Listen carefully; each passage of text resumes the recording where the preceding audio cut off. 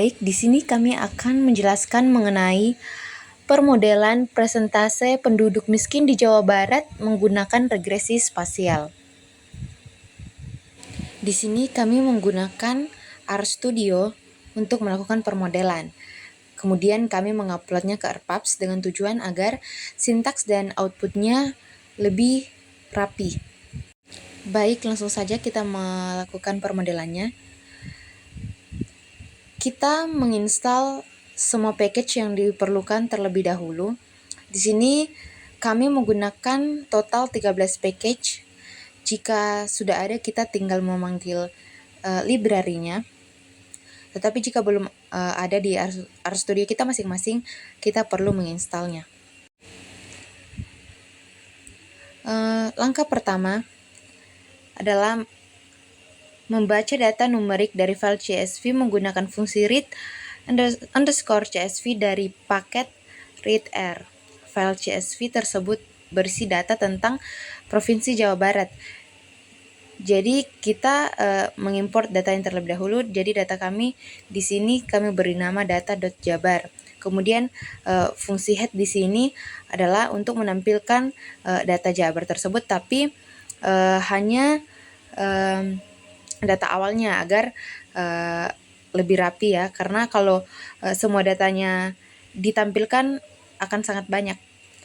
Kemudian kita membaca data spasial dalam format shapefile yang dibaca menggunakan st_read dari paket sf. Ya, ini membaca file shapefile dari direktori yang ditentukan atau DSN dengan nama layer Jabar 2. Nah, kemudian pada output simple feature collection with 26 features and 7 files, artinya ini adalah deskripsi dari data yang dibaca. Data terdiri dari 26 fitur atau biasanya berarti 26 wilayah atau poligon dan memiliki 7 kolom atau atribut. Seperti pada gambar plotnya ada 7 kolom atau atributnya. Kemudian geometri tipe atau multipoligon ini menunjukkan bahwa geometri data adalah multipoligon, yang berarti setiap fitur dapat diberi satu atau lebih poligon. Kemudian bounding box, ini adalah kotak pembatas yang mengelilingi seluruh area data. Kotak pembatas ini menunjukkan rentang geografis data dalam koordinat. KRS-NA, ini menunjukkan bahwa sistem referensi koordinat atau koordinat reference system tidak tersedia dalam data yang dibaca. CRS penting karena mengonversi koordinat geografis menjadi posisi pada peta. K sama dengan 4 atau variabel K didefinisikan sebagai 4 yang akan digunakan sebagai jumlah kategori atau kelompok untuk mengelompokkan data. Kemudian output selanjutnya ini adalah proses untuk mengubah variabel continue data.jabar pemiskin 15 menjadi variabel kategori dengan menggunakan metode interval. Kemudian output selanjutnya Jabar 1 dolar miskin dan seterusnya. Variabel baru miskin ini ditambahkan ke data Jabar 1 yang berisi data kategori dari persentase penduduk miskin. Kemudian palette rainbow cup, palet warna digunakan untuk memberikan warna yang berbeda untuk setiap kelompok. Di sini rainbow cup menghasilkan sekelompok warna yang berbeda dalam spektrum pelangi sesuai dengan jumlah kategori K. Selanjutnya plot. Ini memplot peta Jabar 1 dengan menggunakan warna dari palet yang telah ditentukan untuk setiap kelompok. Warna pada plot akan disesuaikan dengan nilai kategori dalam variabel miskin. Kemudian legend, ini menambahkan legenda ke plot yang menunjukkan keterangan untuk setiap warna yang digunakan dalam plot. Keterangan tersebut didasarkan pada nilai kategori dalam variabel miskin. Selanjutnya, sintaks ini mengatur layout grafik menjadi satu baris dengan 2 kolom, yang berarti plot selanjutnya akan dibuat dalam 2 panel. Kemudian, sintaks output selanjutnya, ini memplot scatter plot dari dua variabel dari data Jabar di sumbu X dan P miskin di sumbu Y. Jadi sumbu X-nya itu APS usia 3. Scatter plot digunakan untuk memvisualisasikan hubungan antara dua variabel. Dan juga memplot scatter plot, namun kali ini untuk plot yang kedua, yang di samping, ini juga memplot scatter plot, namun kali ini menggunakan variabel EY 2016 sebagai sumbu X dan P miskin 15 di sumbu Y. Oke, par M row sama dengan C 11 ini mengembalikan layout grafik menjadi satu panel setelah kedua scatter plot selesai dibuat. Kemudian output yang di bawah ini menghitung koefisien korelasi antara variabel APS usia 3 dan P miskin 15 dalam data Jabar yang nilai min 0,49 sekian menunjukkan korelasi negatif antara kedua variabel tersebut. Bisa kita lihat hasilnya di bawah. Kemudian output selanjutnya ini juga sintaks selanjutnya, mohon maaf, ini juga menghitung koefisien korelasi. Kali ini antara variabel EY 2016 dan P miskin dalam data Jabar. Nilainya yaitu min 0,5759777 menunjukkan korelasi negatif yang sedikit lebih kuat antara kedua variabel tersebut. Analisis korelasi digunakan untuk mengevaluasi kekuatan dan arah hubungan antara dua variabel. Korelasi dapat berkisar dari min 1 hingga 1 dengan nilai yang lebih dekat ke 1 menunjukkan korelasi positif. Yang lebih kuat. Nilai yang lebih dekat ke min 1 menunjukkan korelasi negatif yang lebih kuat dan nilai sekitar 0 menunjukkan korelasi yang lemah atau tidak ada korelasi sama sekali. Kemudian analisis regresi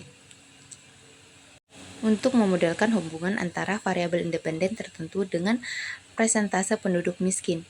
Ini dilakukan dengan menggunakan fungsi LM. Nah, regresi linear summary.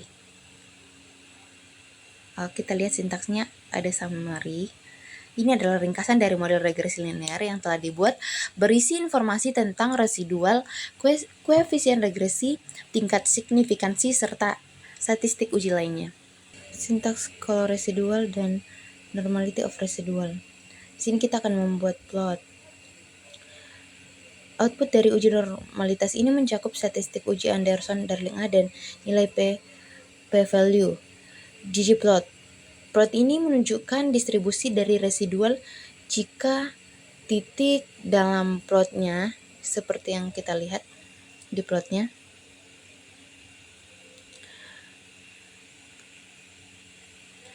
Ya, jika titik dalam plot berdekatan dengan garis diagonal, maka distribusi residual mendekati distribusi normal. Selanjutnya, independent of residual.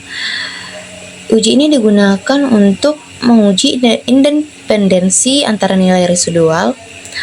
Output mencakup jumlaran nilai P dan perkiraan medianya. Bisa kita lihat outputnya di bawah sintaksnya. Lanjut, homoscedasticity test. Uji ini digunakan untuk menguji homogenitas varians residual, mencakup statistik uji BP dan nilai P yang terkait. Kemudian kita masuk dalam sintaks berikutnya seperti weight matrix. Ini adalah fungsi untuk menghitung dan menampilkan data relasi dari suatu kabupaten dengan wilayah kabupaten lain yang bersinggungan. Ini mengubah poligon menjadi daftar tetangga atau neighbor list. Kemudian indeks Moran $I ini adalah indeks Moran yang merupakan ukuran autocorrelation spasial dari data. Sedangkan $K ini adalah nilai z-score untuk menguji signifikansi indeksi Moran. Selanjutnya Moran test. Ini adalah uji statistik Moran 1 yang digunakan untuk menguji apakah terdapat autocorrelation spasial dalam data. Kemudian Moran plot. Ini adalah plot Moran yang digunakan untuk memvisualisasikan autocorrelation spasial dalam data. Bisa kita lihat plotnya di bawah.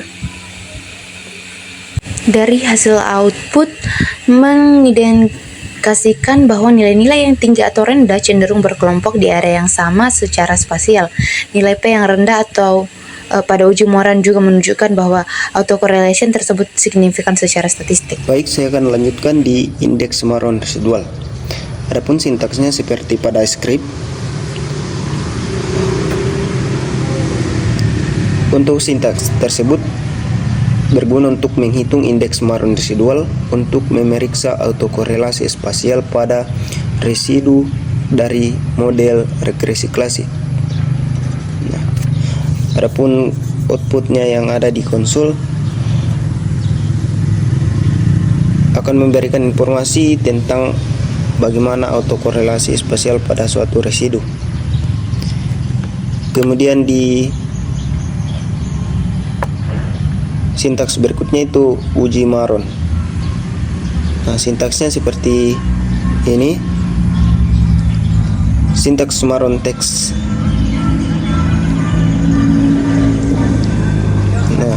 Penjelasannya melakukan uji statistik Moran untuk menguji apakah autokorelasi residu signifikan secara statistik. Dan outputnya statistik uji Moran menampilkan nilai p-value dan kesimpulan apakah ada autokorelasi spasial yang signifikan pada residu tersebut. Kemudian di length rate multiplier, sintaksnya seperti pada script. Nah, ini digunakan untuk menguji asumsi model regresi spasial. Kemudian di konsol menghasilkan uji length rate multiplier untuk berbagai jenis uji yang dipilih. Kemudian lanjut di SAR model. Adapun sintaksnya seperti ini, SAR length SAR LM dan seterusnya. Kemudian untuk kegunaan modelnya seperti menganalisis hubungan antar variabel respon dan prediktor dan memperhitungkan autokorelasi spasial. Kemudian hasil di konsol yaitu ringkasan statistik dari model regresi spasial SAR. Kemudian uji normalitas residual. Adapun sintaksnya seperti ini. AD test R titik SAR. Kemudian apa fungsi dari sintaks tersebut? Yaitu untuk melakukan uji normalitas atau Anderson-Darling pada residu model SAR untuk memeriksa apakah distribusi residual berdistribusi normal atau tidak. Dan hasil outputnya yaitu statistik uji normalitas pada nilai p-value. Nomor N. Kemudian uji homogenitas varians residual. Sintaksnya seperti ini. Di script. Kemudian fungsinya untuk melakukan uji Bayes-Pagen untuk memeriksa homogenitas varians pada residu model SAR. Dan hasil outputnya di konsol seperti ini, yaitu statistik uji Bayes-Pagen dan nilai p-value.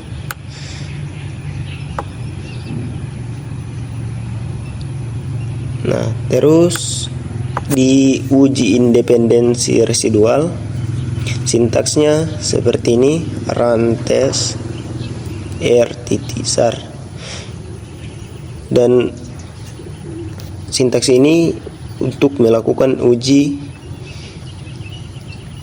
dan memeriksa independensi residu model SAR. Dan hasil outputnya yaitu menghasilkan statistik uji, run, dan nilai p-value. Baik, selanjutnya pada bagian ini kita dapat menggunakan fungsi error SRAM dari paket SPDEF untuk membangun model SEM.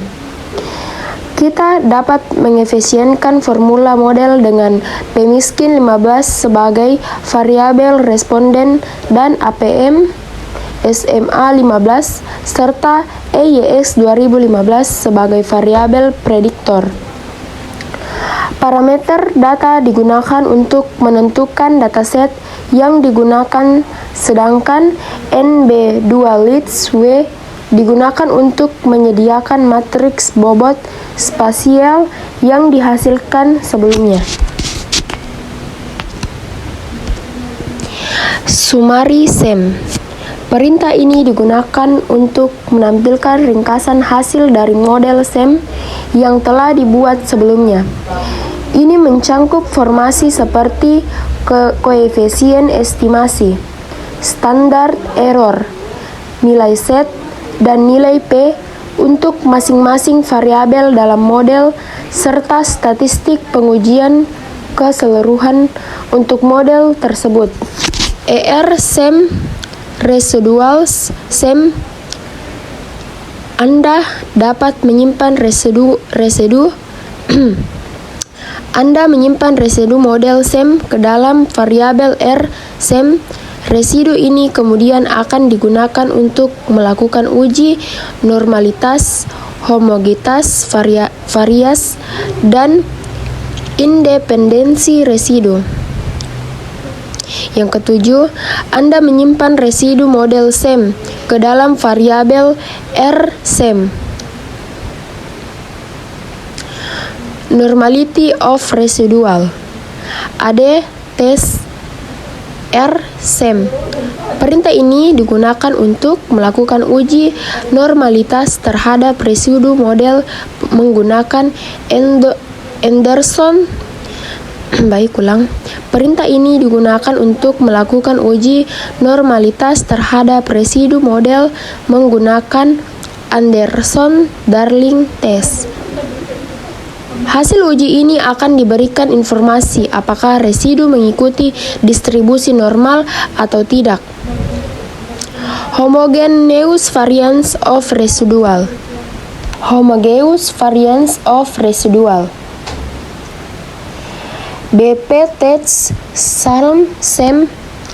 Kita dapat menggunakan Breakhouse Pangan test untuk memeriksa homogenitas varians dari residu model. BP test SRAM BP test SRAM SEM.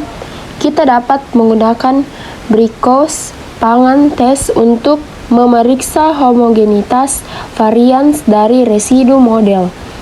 Tes ini digunakan untuk menguji apakah varians residu adalah konstan atau bervariasi di sepanjang nilai-nilai prediktor.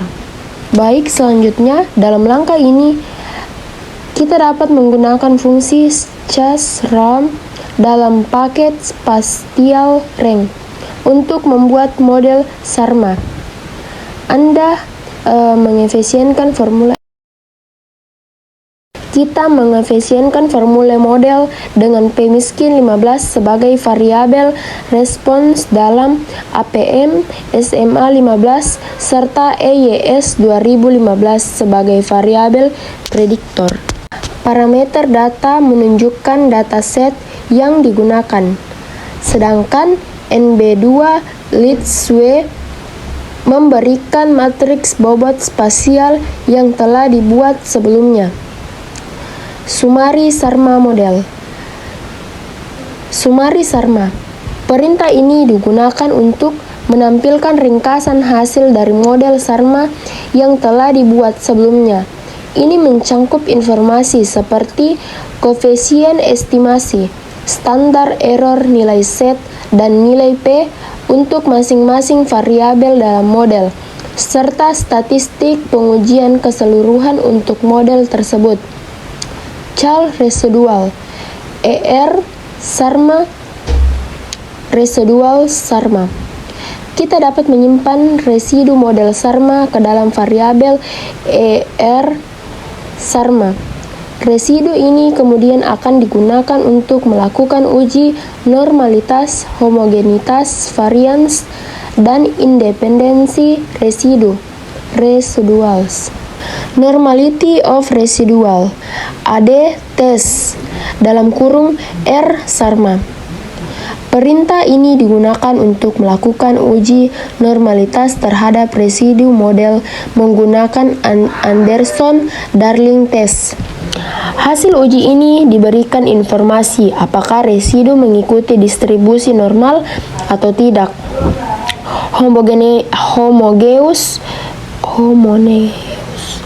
Homogeneous variance of residual.